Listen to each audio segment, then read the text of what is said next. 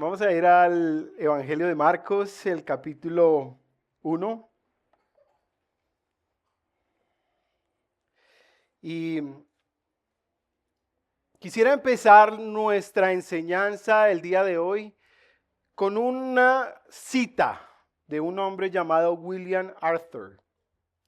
Él dice lo siguiente: el maestro mediocre habla, el buen maestro explica, el gran maestro demuestra, pero el maestro ideal inspira. Me ha parecido muy apropiado para lo que vamos a hablar el día de hoy, empezar con esta cita. Y yo creo que todos hemos en algún momento tenido buenos maestros y malos maestros. En la universidad tuve un maestro pésimo que me enseñó una clase que se llamaba métodos numéricos. No aprendí nada, fue una mediocridad terrible. Yo decía, pero ¿esto para qué sirve?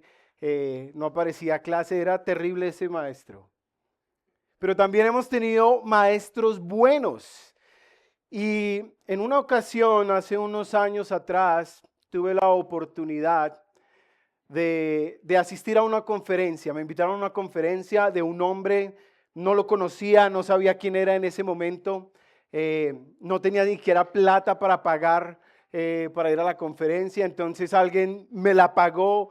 Me tuve que mover de New Jersey a Ohio, también me pagó el viaje, me pagó el hotel, me pagó todo, y solo me hablaba de este hombre, y yo decía, ¿qué es lo que hay? ¿Qué es lo que enseña? Entonces era una conferencia para pastores, así que pude ir.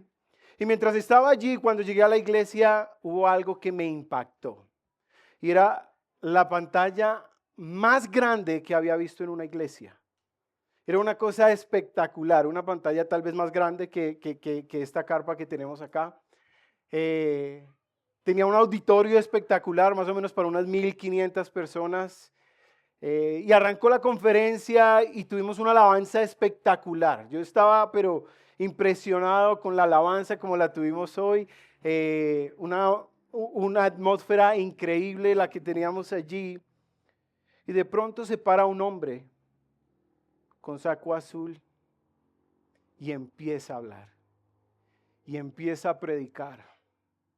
Y toda mi atención, que en un momento estaba en una pantalla, en un auditorio, todo, se enfocó en ese hombre. No sé qué había en especial, pero algo tenía ese hombre ese día que empezó a hablar. Su nombre es muy conocido. Ha sido considerado como uno de los 5 mejores predicadores en los Estados Unidos. Se llama Alistair Begg. Incluso hemos usado uno de sus libros aquí en diciembre. Es un predicador espectacular. Y sabes, el día de hoy no nos vamos a enfocar en él, sino que voy a hablarte de alguien que sobrepasa sobremanera a ese hombre. Voy a hablarte del maestro de maestros, del Señor de señores, Jesucristo mismo. Por eso el título de este mensaje es la autoridad del Santo de Dios, porque ese hombre a quien nosotros adoramos y alabamos tiene una enseñanza que es digna de ser estudiada. Así que vamos a leer el Evangelio de Marcos en el capítulo 1, los versículos 21 al 34, y todos puestos en pie, como es costumbre en nuestra congregación, vamos a leer todos juntos la Escritura. Y dice así la palabra de Dios: entrando en Capernaum y enseguida en el día de reposo, Jesús entró en la sinagoga y comenzó a enseñar. Y se admiraban de su enseñanza porque les enseñaba como quien tiene autoridad y no como los escribas. En ese momento estaba en la sinagoga de ellos un hombre con un espíritu inmundo, el cual comenzó a gritar: ¿qué tienes que ver con nosotros, Jesús de Nazaret? ¿Has venido a destruirnos? Yo sé tú quién eres, el Santo de Dios. Jesús lo reprendió diciéndote: cállate y sal de él. Entonces el espíritu inmundo, causándole convulsiones al hombre, gritó a gran voz y salió de él. Y todos se asombraban de tal manera que discutían entre sí diciendo: ¿qué es esto? una enseñanza nueva con autoridad. Él manda aún a los espíritus inmundos y le obedecen. Enseguida su fama se extendió por todas partes, por toda la región alrededor de Galilea. Inmediatamente después de haber salido de la sinagoga, fueron a casa de Simón y Andrés con Jacobo y Juan. La suegra de Simón estaba en cama con fiebre y enseguida hablaron a Jesús de ella. Él se acercó y tomándole la mano, la levantó y la fiebre la dejó y ella les servía. A la caída de la tarde, después de la puesta del sol, trajeron a Jesús todos los que estaban enfermos y los endemoniados. Toda la ciudad se había amontonado a la puerta y sanó a muchos que estaban enfermos de diversas enfermedades. Que expulsó muchos demonios y no dejaba hablar a los demonios porque ellos sabían quién era Él. Vamos a orar. Padre,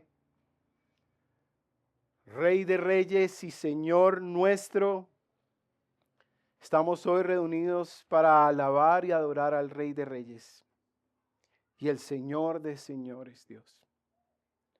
La Escritura nos enseña que el cielo y la tierra pasarán, pero tu palabra no pasará. Que tú traes vida por tu palabra. Que tu palabra nos santifica porque ella es verdad. Y mayor aún que tu palabra es Cristo, el cual habitó en el mundo para dejarnos ver su gloria. Dios, clamo desde las profundidades de mi corazón que tú puedas intervenir hoy en la vida de tu pueblo para que puedan ver la gloria de Cristo. Que ellos caigan en asombro y admiración y en especial en adoración ante el Santo de Dios, Cristo Jesús el Señor. Dios, reconozco que nada de esto va a ocurrir si el poder de tu Espíritu no interviene en nuestros corazones para que podamos recibir la palabra con gozo y sumisión, Dios. De manera que ayúdanos, Señor, ayuda a tu siervo que va a estar predicando. Y todo esto lo pedimos en tu santo nombre, en Cristo Jesús, y su pueblo dice, amén. Ahora, antes de desarrollar el texto, hay algo que quiero darte a entender. Entre el versículo 20 del capítulo 1 y el versículo 21 han pasado varias cosas que Marcos no tiene la intención de comunicar, pero que es importante saber. Cristo ha hecho un milagro, que es el de las bodas de Caná. Ha convertido el agua en vino y después de eso, Él decide viajar a Jerusalén. Y estando en Jerusalén, cuando llega allí, hace algo que se llama la limpieza del templo. Y coge y reprende a todos los que estaban vendiendo comida en el templo. Y luego, después de eso, tiene una conversación con un hombre, sacerdote él, llamado Nicodemo. Y en medio de eso le enseña que él tiene que nacer de nuevo. Después de eso, él sale de Jerusalén hacia Nazaret. Y allí decide que tiene que pasar por una ciudad en Samaria y habla con la mujer samaritana. Y allí le enseña qué es la verdadera adoración. ¿Quién es el Cristo, el Mesías? Finalmente va hasta Nazaret y allí coge y empieza a enseñar en una sinagoga. Una sinagoga es un lugar como este. Y resulta que coge un texto de Isaías, como el que leímos esta mañana, Isaías 61, y dice así: el Espíritu del Señor está sobre mí porque me ha ungido, y tú lo puedes seguir leyendo, y luego dice, esta palabra se ha cumplido hoy. Pero algo pasó allí en ese pueblo, y es que había mucha incredulidad. Y empezaron a cuestionar, ¿quién es este Jesús? ¿No es el hijo de un carpintero? ¿No es de Nazaret? Y entonces Jesús les dice, ningún profeta es bien recibido en su propia tierra. De manera que él deja Nazaret y sale para la ciudad en la que vamos a enfocarnos el día de hoy, que es Capernaum, que va a servir como el centro de toda la actividad de Cristo. Capernaum es donde Cristo hizo la mayor cantidad de obras y poderes y milagros de manera espectacular. Ahora, quiero darles la verdad central de este texto. ¿Cómo está resumido en una oración simple que quiero que la tengas en tu mente a lo largo de todo este sermón? Y es: Cristo demuestra a través de su enseñanza, autoridad y poder, que es el Santo de Dios. Nuevamente, Cristo demuestra a través de su enseñanza, autoridad y poder, que es el Santo de Dios. Pero tal vez tú que estás ahí escuchándome vas a preguntarte: ¿para qué me sirve esta verdad? O sea, ¿qué tiene que ver esta verdad conmigo? Pues resulta que la palabra de Dios no es solo una colección de verdades, sino es una verdad que nos lleva a la acción, que nos mueve. De manera que para que esta verdad nos mueva, te la voy a presentar en 3 puntos. Para que tú te muevas conmigo a lo largo de todo este sermón. Esta verdad va a diseñar y va a dirigir todo el rumbo de este sermón. Y lo vamos a ver en tres puntos que quiero que me sigas. El primer punto va así: admira a Cristo como el Santo de Dios en su enseñanza. Admira a Cristo como el Santo de Dios en su enseñanza. Versículo 21 y 22 dice así: entraron en Capernaum y enseguida, en el día de reposo, Jesús entró en la sinagoga y comenzó a enseñar. Y se admiraban de su enseñanza porque les enseñaba como quien tiene autoridad y no como los escribas. Ahora, hay 2 cosas que tienes que entender de la cultura judía para poder interpretar correctamente este texto. Y es, primero, ¿qué es una sinagoga?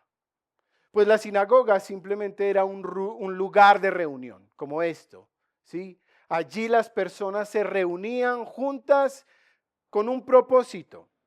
Era tener un servicio donde la reunión principal era el sábado. ¿Y qué se hacía en ese lugar? Se recitaba algo que se llama el Shema, que es como una confesión de fe. Habían oraciones, lecturas de las escrituras y se daba un sermón y terminaba con una bendición. Eso ocurría en la sinagoga, similar a lo que ocurre hoy aquí en día en la iglesia.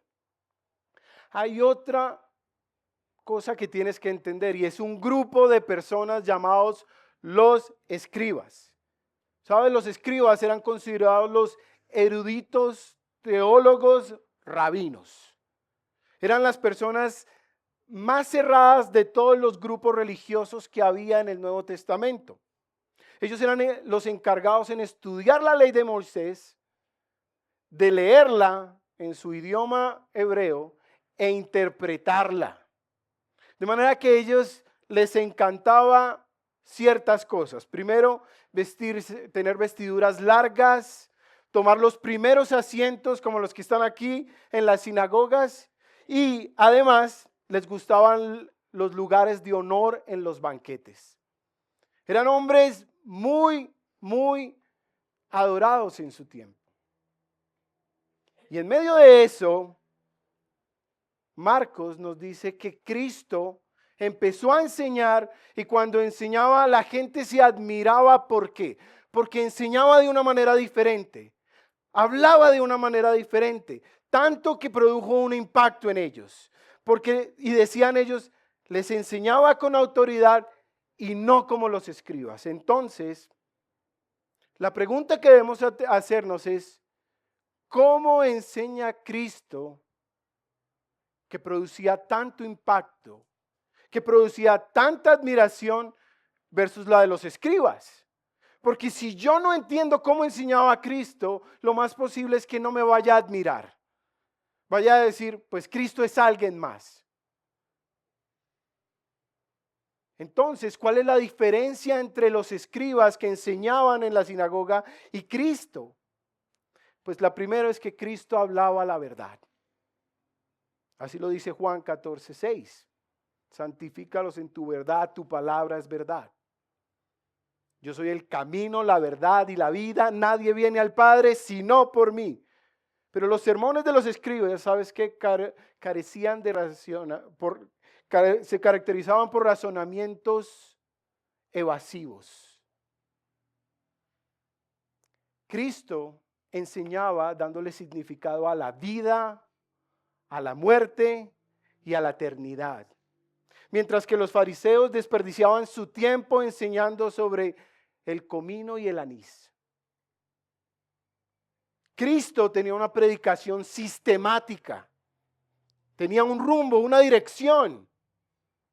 Los escribas generalmente divagaban en su enseñanza, iban de un lugar para otro, pero no era nada concreto y específico. Ahora Cristo despertaba la curiosidad de sus oyentes. Por ejemplo, cuando tú lees Mateo capítulo 5, 6 y 7, el famoso sermón del monte, ¿sabes qué está haciendo Cristo? Ilustrando, está atrapando la atención, de manera que él habla de la sal, habla de la luz, habla de los árboles que dan buen fruto. Y al final, como el gran maestro que es, llega y dice: si alguno oye mi voz y las pone en práctica, lo ilustra como ¿qué? Como un hombre sabio que edifica su casa sobre la roca. De manera que atrapó la atención de la gente con sus ilustraciones. Mientras que la de los escribas era una enseñanza aburrida, árida, seguramente que dormía. Cuando Cristo enseñaba, hablaba del amor hacia el hombre, como alguien que se preocupaba por el estado eterno de los que lo escuchaban. Mientras que los escribas tenían una falta de amor, dice Marcos, cuando lleguemos allá al versículo 12, el capítulo 40, que se metían en las casas de las viudas y devoraban esas casas. Y finalmente, Cristo hablaba con autoridad porque su mensaje venía directamente del corazón y la mente del Padre. Mientras que los escribas citaban fuentes equivocadas y citando a uno de los escribas hacia otro escriba, ¿sabes qué hacían? Sacaban aguas en cisternas rotas. Mientras que Cristo sacaba la fuente de sí misma, sacaba el agua de él mismo, porque era la fuente de vida eterna. De manera que Cristo, cuando hablaba, no era cualquier cosa, era admirable. Por eso cuando la gente empezó a escuchar de Cristo y de su enseñanza, empezó a admirarlo desde el comienzo. Porque hablaba de una manera diferente, con una autoridad diferente. Y eso nos va a llevar al segundo punto de este mensaje, que es: asómbrate de Cristo como el Santo de Dios en su autoridad. Entonces, admírate de Cristo y ahora asómbrate de Cristo. Mira cómo lo presenta el versículo 23. Pero antes de leerlos, para que haya un asombro, para que tú te asombres con Cristo, tienen que ocurrir tres cosas. Y lo primero que tiene que ocurrir es que debe haber un reconocimiento de quién es Cristo. Mira lo que pasa en el versículo 23 y 24. En ese momento estaba en la sinagoga de ellos un hombre con un espíritu inmundo, el cual comenzó a gritar: ¿qué tienes que ver con nosotros, Jesús de Nazaret? ¿Has venido a destruirnos? Yo sé quién eres tú, el Santo de Dios. ¿Sabes? Marcos no está preocupado por decir cómo llegó este hombre ahí. Tal vez este hombre estaba caminando y al escuchar a Cristo y al ver la admiración y la gente como estaba sorprendido, entró. O tal vez estaba sentado ahí y estaba buscando el momento en que interrumpir la enseñanza de Cristo para quitar toda la atención. No importa cómo fue, pero llegó allí estaba, y en medio de la enseñanza, ¿qué hace este hombre con ese espíritu? Grita. Pero, para que me entiendas claramente, cuando la Biblia habla de un espíritu del mundo, Lucas lo presenta como alguien que estaba poseído. ¿Por quién? Por un demonio. Y en medio de eso alguien empieza a gritar. Es como si una persona de las que está aquí sentadas empieza a gritar. ¿Qué va a pasar en medio de esta enseñanza? Todos vamos a voltear a mirar y, uy, ¿qué pasó? ¿Qué está pasando aquí? Algo así más o menos era lo que está pasando. Y en medio de esos gritos ocurren dos preguntas. ¿Qué tienes que ver con nosotros, Jesús de Nazaret? Y has venido a destruirnos. Y aquí es donde voy yo, que tiene que haber un reconocimiento. Porque inmediatamente después de que ocurren esas dos preguntas, lo primero que dice esa persona con el demonio interno que la tenía controlada es: yo sé quién tú eres, Santo de Dios. Ahora, si tú miras, no solo debe haber un reconocimiento, un demonio está reconociendo quién es Cristo, pero también debes poner atención. Si te quieres asombrar con Cristo, debes poner atención a sus palabras. Versículo 25, Jesús lo reprendió diciendo: cállate y sal de él. Entonces el espíritu inmundo, causándole convulsiones al hombre, gritó a gran voz y salió de él. ¿Sabes que Cristo en este versículo solo usa 5 palabras? 5. Y en medio de esas 5 solo da 2 ordenanzas. ¿Y qué ocurre cuando Él habla? Pues hay una respuesta. Primero, de aquella persona que tenía el espíritu inmundo, ¿qué pasa con ella? Le causa convulsiones y empieza a gritar a gran voz y sale. Pero para asombrarte con Cristo no solo debes entender quién es Él, no solo debes escuchar su palabra, sino también sabes qué debes hacer: tener una reacción ante su autoridad. Y todos se asombraron de tal manera, versículo 27, que discutían entre sí diciendo: ¿qué es esto? Una enseñanza nueva con autoridad. Él manda aún a los espíritus inmundos y le obedecen. Enseguida su fama se extendió por todas partes, por toda la región alrededor de Galilea. Entonces, al ver la manera en que Cristo habla y la que Cristo reprende, esto produce una reacción. Mira que la gente que estaba alrededor de Cristo empezó a discutir: ¿qué es esto?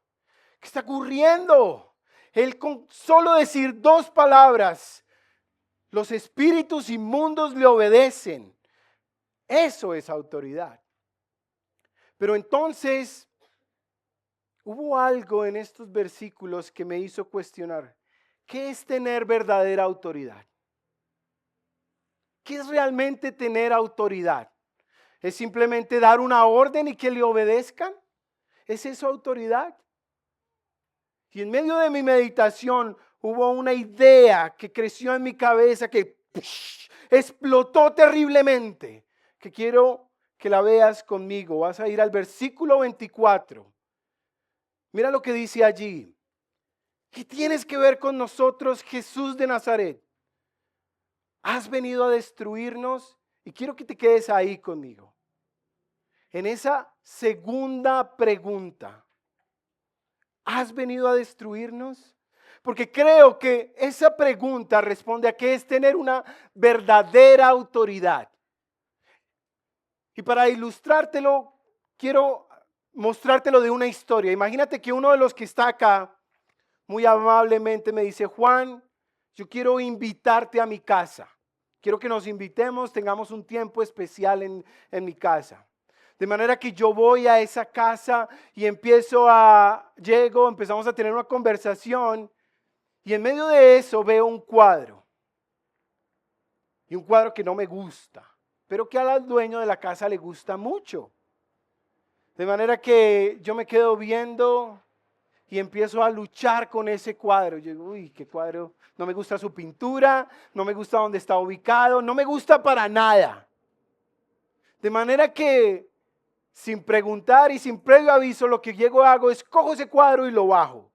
Y entonces la persona, la dueña de la casa, me va a decir: ¿usted qué le pasa? ¿En qué está pensando? Y yo sin darle explicación, ¿sabes qué hago? Intento destruir ese cuadro. Intento dañarlo porque no me gusta, porque me parece feo. Lo que va a pasar es que la persona que me invitó a la casa primero me va a intentar detener a la fuerza. No solo eso, sino que me va a sacar a patadas de su casa. Y no solo eso, sino que me va a poner una demanda por destrucción a la propiedad privada. ¿Por qué? Porque yo no tengo autoridad sobre algo que no me pertenece. No puedo ir y coger algo y destruirlo si no me pertenece. ¿Sabes qué es lo que dice aquí este texto? Cuando preguntan frente a Cristo, que Él sí tiene el poder de destruir. Que Él sí tiene el poder de destruir a los demonios. Por eso Cristo mismo dice así en el versículo 28 del capítulo 10 de Mateo. No teman a los que matan el cuerpo, pero no pueden matar el alma. Más bien teman a aquel que puede hacer perecer tanto el alma como el cuerpo en el infierno. ¿No les parece eso asombroso? No, eso no asombraría que Cristo tiene el poder para destruir, para decirle a los demonios cuándo es la hora de su destrucción. Tiene el poder para aniquilar cuando Él quiera y como Él quiera, porque eso sí es tener autoridad. Y por eso cuando Él dice, sal de ahí, cállate, ¿qué pasó? Salió. Porque la autoridad de Cristo sobrepasa lo que nosotros podemos ver y entender.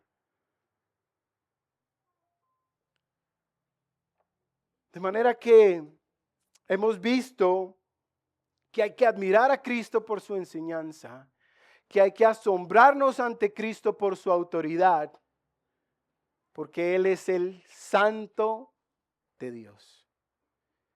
Y ahí voy a apuntarle por un segundo.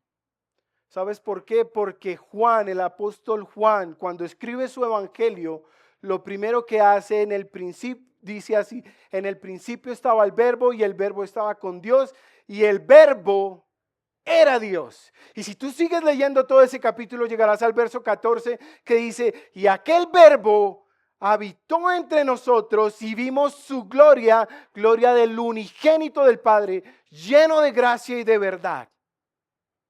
Porque este texto no solo apunta a que Cristo tiene autoridad, sino que a Cristo es Dios mismo, hecho carne. Por eso cuando tú lees el Evangelio de Marcos y vas adelante, la semana pasada lo predicó Federico, que dice, el tiempo se ha cumplido. La hora ha llegado, el reino de Dios se ha acercado. ¿Por qué? Porque está comunicando que Cristo ha llegado, que el Santo Dios ha aparecido en este mundo para cambiarlo todo. De manera que Marcos coge su primer libro, su primer versículo y dice, principio del Evangelio de Jesucristo, el Mesías, el Hijo de Dios. Principio de las buenas noticias para el hombre. Principio. Porque el reino de Dios se ha acercado, porque Dios mismo ha decidido tomar forma humana, porque así lo había prometido. Finalmente, vamos a ir al tercer punto de este sermón. Deleítate en Cristo como el Santo de Dios ante su poder. Ahora, para deleitarme en Cristo, tengo que aprender cómo se refleja su poder. Pero particularmente en esos versículos, Cristo está sanando, haciendo cosas que nadie podía hacer. De manera que tengo que entender cómo sana Cristo. Si yo me quiero deleitar en Cristo, tengo que entender cómo es que sana a Él. Y mira lo que pasa, que para deleitarme en Cristo, tengo que leer los siguientes versículos. Inmediatamente después de haber salido de la sinagoga, fueron a la casa de Simón y Andrés con Jacobo y Juan. La suegra de Simón estaba en cama con fiebre y enseguida hablaron a Jesús de ella. Él se acercó y tomándole de la mano la levantó y la fiebre la dejó y ella le servía. ¿Sabes qué está ocurriendo? Que pasamos de un lugar público como este a un lugar privado.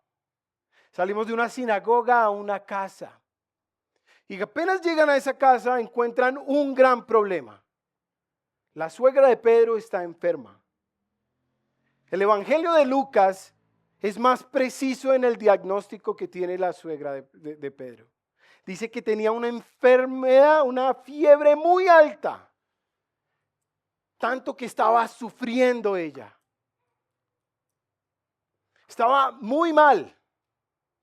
Ya que Lucas es médico, puede ser más preciso en su diagnóstico. Y en medio de esa situación, ¿qué hacen los discípulos? ¿A quién van? A Jesús. ¿Y por qué van a Jesús? Pues porque creen que en Jesucristo hay algo diferente. Hay algo especial. No van a un médico. No van a buscar a alguien. Van a buscar a Jesús. ¿Y sabes qué hace Jesús? Se acerca. Y dice Lucas en su capítulo 4, que reprendió la enfermedad.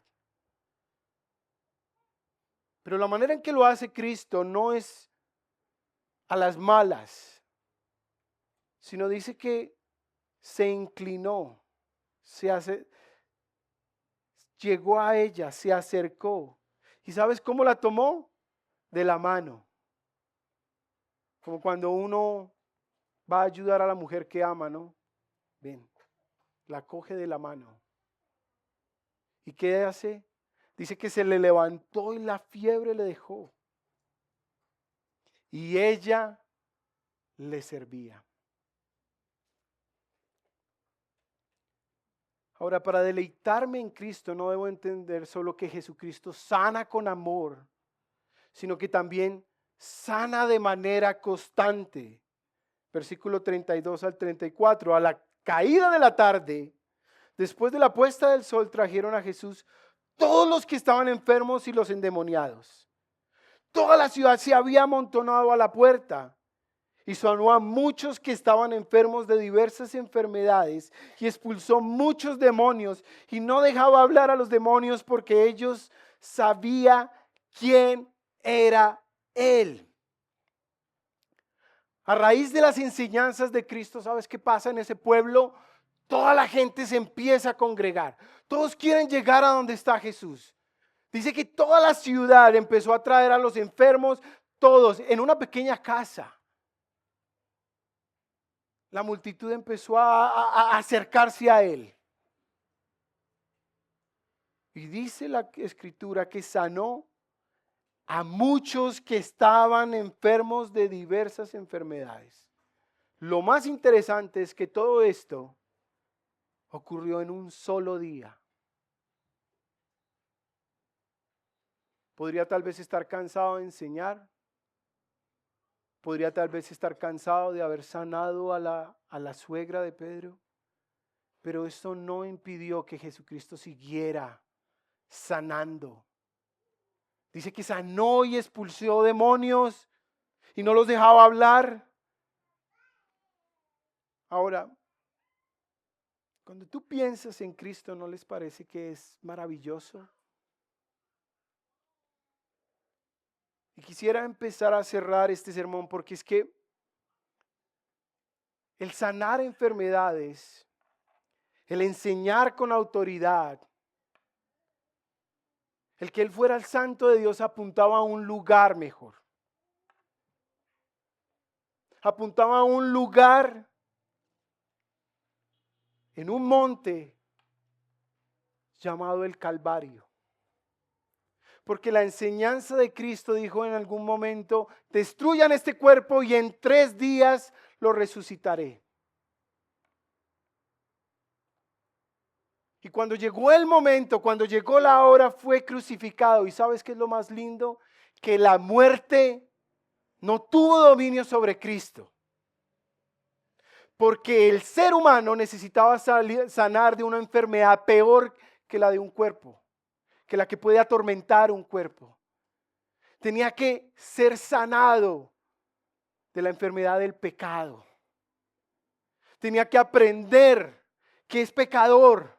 Tenía que entender que había alguien con autoridad para destruir su cuerpo, pero tenía que entender también que había alguien con la autoridad para sanarlo. Y por eso el apóstol Pablo dice así: y todo esto procede de Dios, quien nos reconcilió con Él mismo por medio de Cristo y nos dio el ministerio de la reconciliación, es decir, que Dios estaba en Cristo reconciliando al mundo con Él mismo, no tomando en cuenta a los hombres sus transgresiones, y nos ha encomendado a nosotros la palabra de la reconciliación. Ahora, con todo esto que hemos hablado, vale la pena preguntarte: ¿has sido reconciliado con Cristo? Y si has sido reconciliado con Cristo, ¿cómo lo sabes? ¿Cómo puedes decir tú: yo sí he sido reconciliado con Cristo?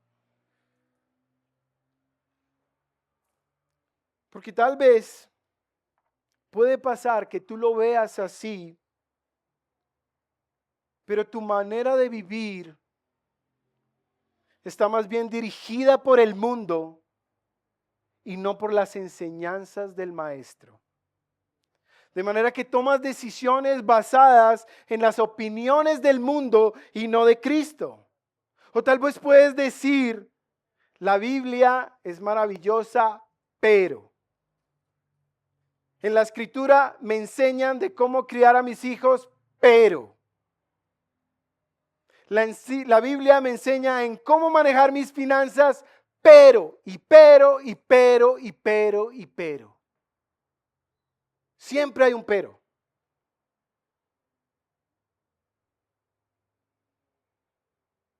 Y la Biblia dice que debes tomar su cruz y seguirle, pero hay un pero. Y si ese es el caso, tal vez has entendido mal quién es Cristo, o no lo has entendido de manera completa. De manera que lo único que puedo hacer y que puedo invitarte a hacer es que le pidas a Dios que se revele y que revele a tu hijo, a su hijo en ti.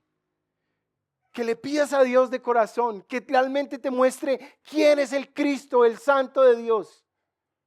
Y que te dejes moldear por sus enseñanzas y no por las del mundo.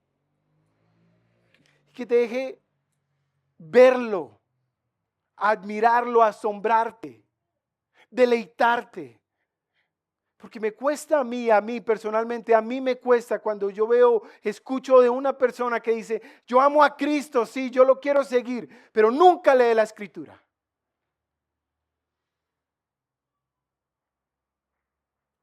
Y sí prefiere ver novelas en las noches. Que nunca ora, que nunca quiere aprender de su gran maestro. Ahora, tal vez tú puedes decir: sabes que Cristo sí es mi autoridad. Yo sigo sus enseñanzas. Yo le sirvo, pero ¿por qué estoy sufriendo con enfermedades? ¿Por qué Dios no me las quita? ¿Por qué todavía lucho a pesar de que yo lo amo y le sirvo y camino con Él? ¿Por qué no me las quita? Es que, ¿por qué? ¿Me hace falta fe? ¿Me hace falta un mejor caminar con Cristo? Pues las enfermedades son parte de vivir en un mundo caído por el pecado. Pero lo más lindo de la Escritura es que Cristo no nos quiere dejar allá. Dice que Él vino a hacer nuevas todas las cosas. Y Él viene a restaurar, a hacer nueva una creación. Él quiere darnos una creación nueva, donde ya no va a haber llanto, donde ya no habrá enfermedades, donde ya no habrá dolor. Sí, Él va a hacer una nueva creación de ti y de mí. Entonces, ¿qué debemos hacer si entendemos eso? Añora su venida. Añora su regreso. Porque la palabra de Dios dice que para los que añoran su venida, Dios les tiene una corona, la corona de vida. Para los que constantemente se asoman en las ventanas y dicen, Señor, vuelve. Vuelve por tu iglesia. Vuelve pronto, vuelve ya. Ya no quiero estar más en esta tierra. Añóralo. Añóralo profundamente. ¿Te imaginas ese día? Solo piénsalo, solo imagínatelo en tu cabeza. Ese momento en que Cristo va a descender y tú lo vas a ver finalmente.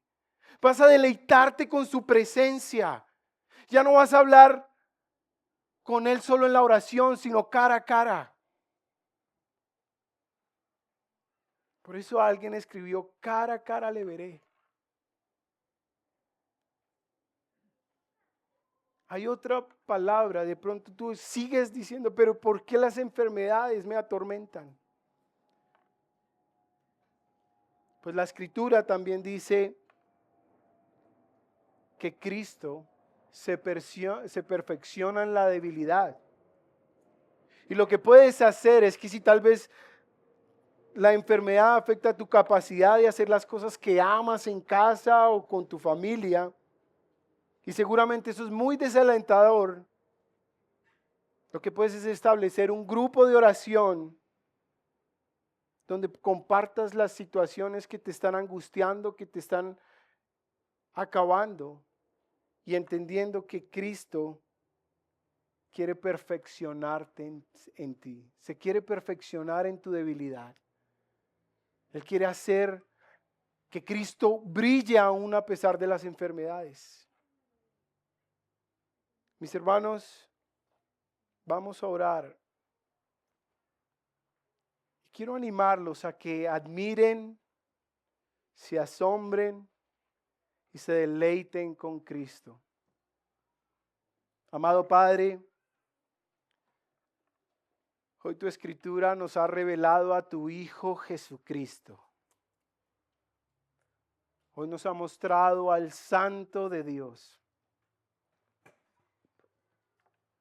Por lo tanto, mi Dios, clamo desde el interior de mi corazón que nuestra congregación, el Redil Gracia y Verdad, pueda ver a Jesús como su gran tesoro. No alguien con quien se acostumbran a vivir, sino alguien por quien vivir.